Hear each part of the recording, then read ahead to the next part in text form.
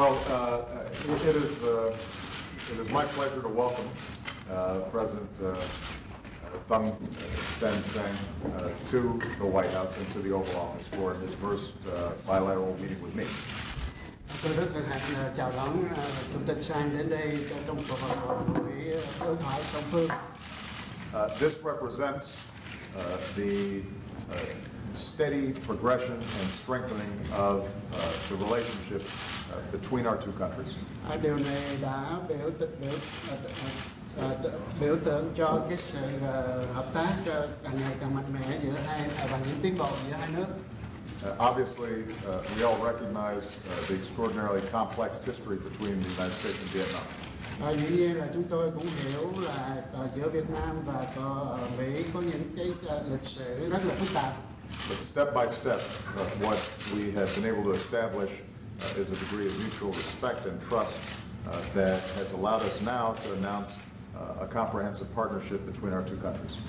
Và do đó chúng tôi thấy có những bước mà chúng ta cần phải có những cái sự tương kính lẫn nhau và tin tưởng lẫn nhau để có thể tiếp tục một đối tác giữa hai nước. That will allow even greater cooperation on a whole range of issues, from trade and commerce to military cooperation to multilateral work on issues like disaster relief to scientific and educational exchanges. Điều đó sẽ giúp mở rộng những cái hợp tác trong nhiều lĩnh vực khác, ví dụ như là quân sự, về hậu quả thiên tai và khoa học và những cái vấn đề khác, lĩnh vực khác. What we've also discussed is the ways in which, through the Trans-Pacific Partnership, or TPP, both the United States and Vietnam are participating in what would be an extraordinarily ambitious effort to increase trade, commerce, and transparency in terms of commercial relationships throughout the Asia-Pacific region. Hai bên chúng tôi cũng đã thảo luận về vấn đề quốc phòng, về vấn đề TPP, và chúng tôi sẽ cố gắng để làm sao mà tăng cường những cái thương mại, hợp tác thương mại và tính cách minh bạch hơn trong những cái lĩnh vực này. And we're committed to the ambitious goal of completing this agreement before the end of the year, because we know that this can create jobs and increase investment across the region and in both of our countries. Và chúng tôi đã có quyết tâm là kết thúc cái hiệp định này trước cuối năm nay, giúp chúng tôi tăng trưởng công ăn việc làm và đầu tư. We discussed the need for continued efforts to resolve peacefully maritime issues that have surfaced in the South China Sea and other parts of the Asia-Pacific region. Chúng tôi đã xác định là sẽ tiếp tục hợp tác để giải quyết một số vấn đề và hàng hải ở trong vùng châu Á Thái Bình Dương. And we very much appreciate Vietnam's commitment to working with ASEAN and the East Asia Summit in order for us to arrive at codes of conduct that will help to resolve these issues peacefully and fairly. Tôi hết sức tán thưởng những nỗ lực của Việt Nam làm việc với ASEAN để tiến tới một cái bản quy tắc COC để mà giải quyết vấn đề một cách ôn hòa, hòa bình. We discussed the challenges that all of us face when it comes to issues of human rights, and we emphasized how the United States continues to believe that all of us have to respect issues like freedom of expression, freedom of religion, freedom of assembly, and we had a very candid conversation about both the progress that Vietnam is making and the challenges that remain. Cả hai bên chúng tôi đã đặc biệt đề cập đến vấn đề nhân quyền, và chúng tôi hiểu là trong cái tinh thần tương kính đó, chúng tôi đã có nhắc đến vấn đề tự do về phát biểu, tự do ngôn luận, tự do tôn giáo và tự do lập hội, và đôi bên đã có cam kết sẽ có những tiến bộ để giải quyết những cái thách thức đó. We both reaffirmed the efforts that have been made to deal with war legacy issues. Hai bên đã xác định là sẽ có những nỗ lực để giải quyết những di sản của chiến tranh. We very much appreciate Vietnam's continued cooperation as we try to recover our missing in action and those that were lost during the course of the war. Chúng tôi cảm ơn sự hợp tác của Việt Nam để tìm người Mỹ mất tích và những người đã hy sinh trong chiến tranh. And I reaffirm the United States' commitment to work with Vietnam around some of the environmental and health issues that have continued decades later because of the war.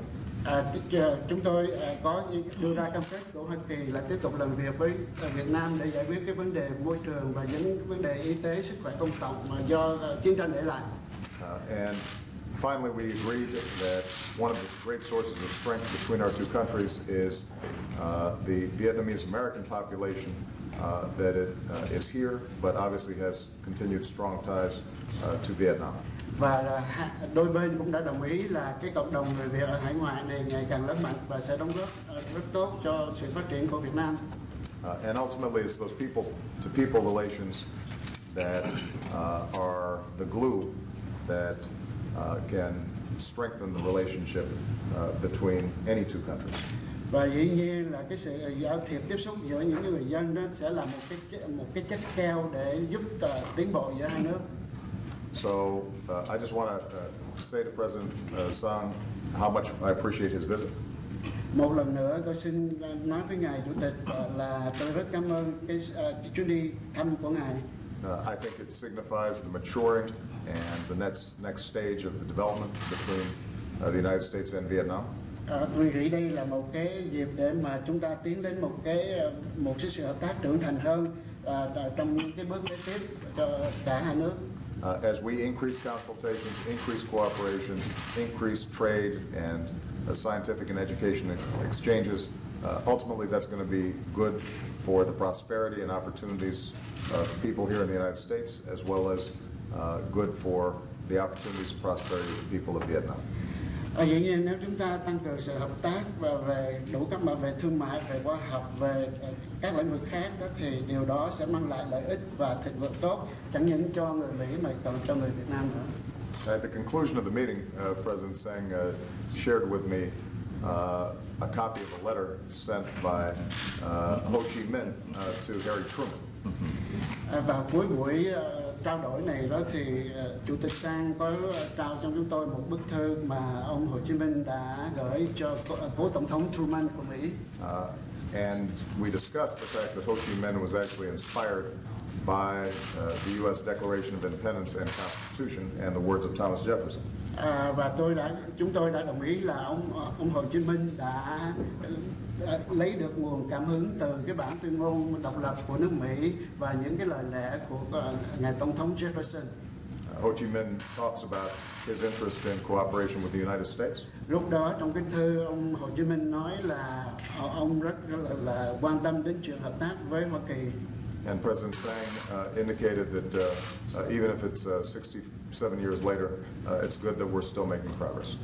Và Chủ tịch Sang có nói với tôi là mặc dù sau 67 năm rồi vẫn chỉ thấy có nhiều tiến bộ.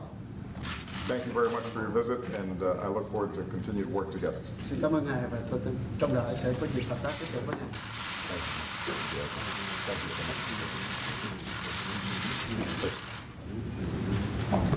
Thưa ngài Tổng thống Obama, thưa quý bà quý ông. President Obama, ladies and gentlemen.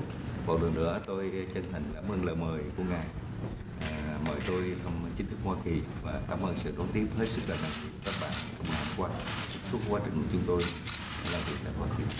Once again, I would like to thank you, President Obama, for your kind invitation extended to me to visit the United States, as well as the warm hospitality that you have extended to me over the past couple of days while I'm here in the US.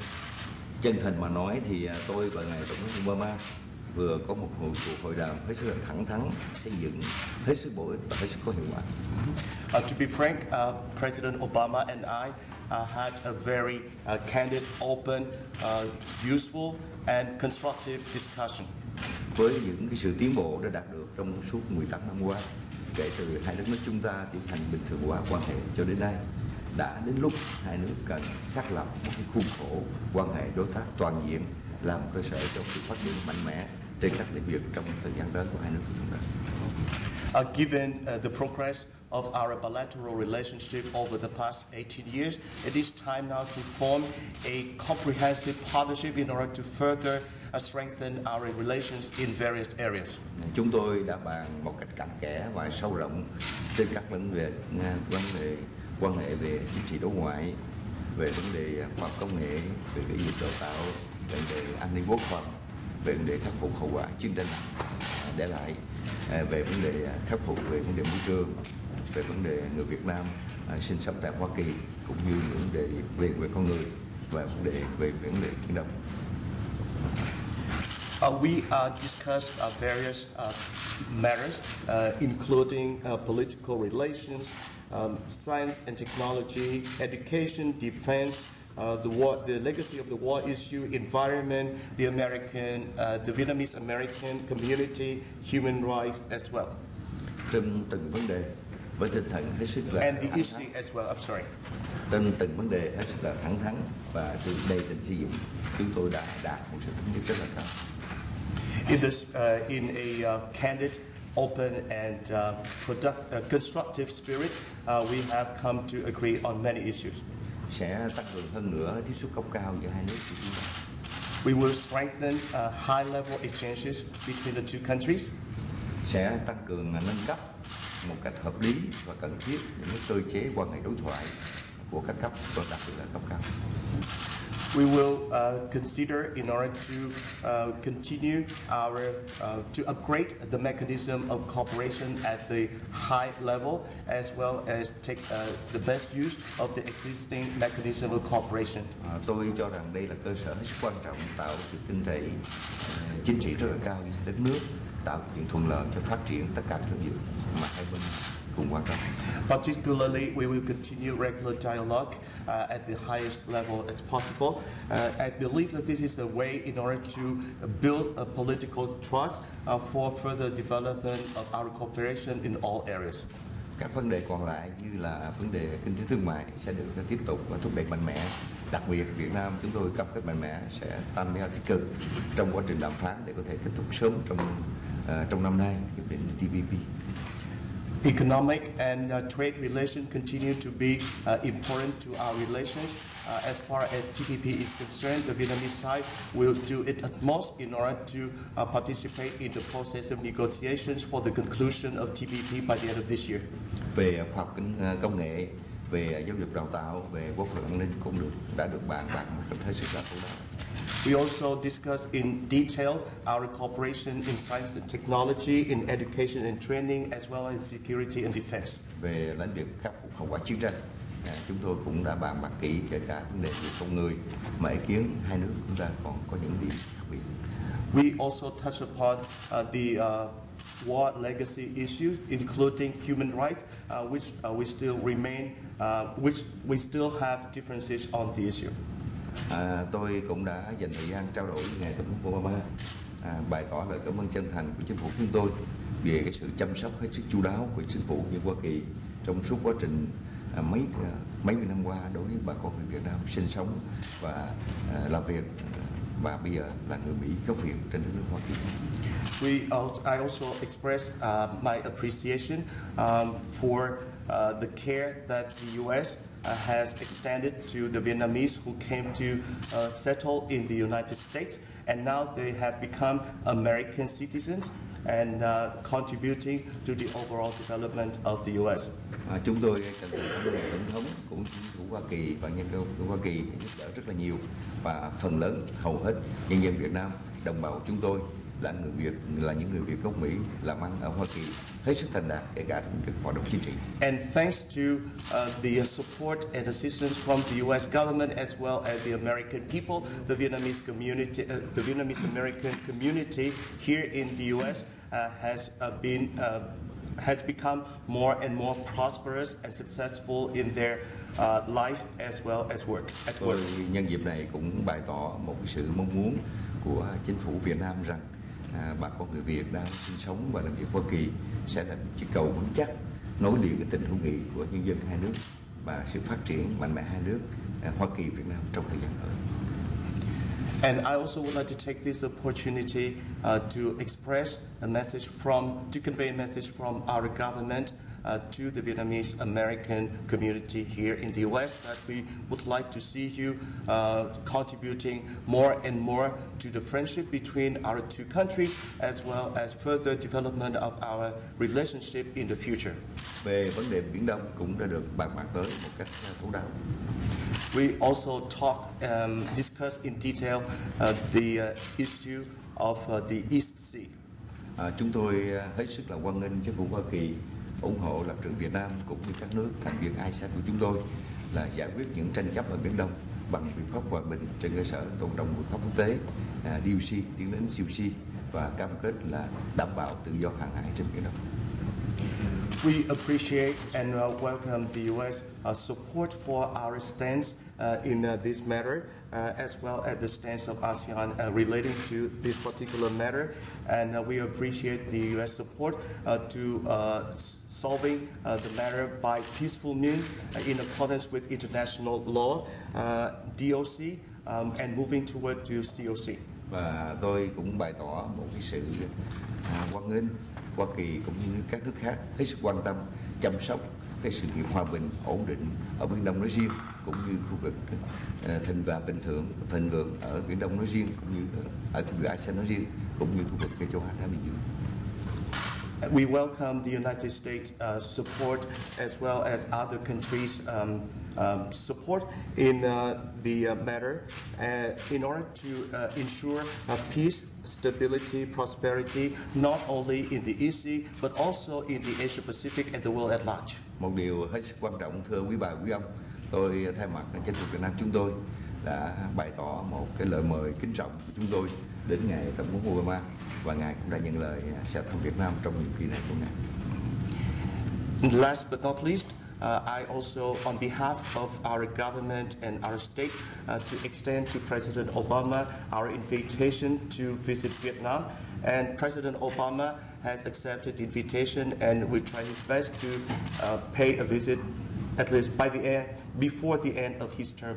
Lần nữa tôi xin trân trọng cảm ơn sự đón tiếp hết sức là nồng hậu thân tình của ngài Tổng thống Obama cũng như các vị lãnh đạo của chính phủ Hoa Kỳ và mong muốn rằng sự hợp tác của hai nước ngày càng phát triển mạnh mẽ vì lợi ích của hai nước cũng như lợi ích của khu vực ASEAN và lợi ích của khu vực châu Á Thái Bình Dương.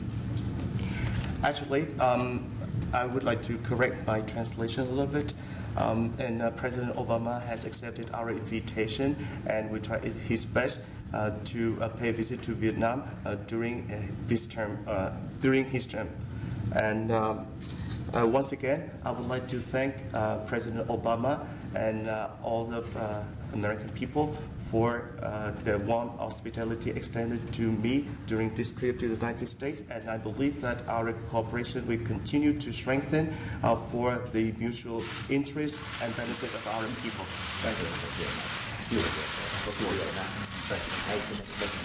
you.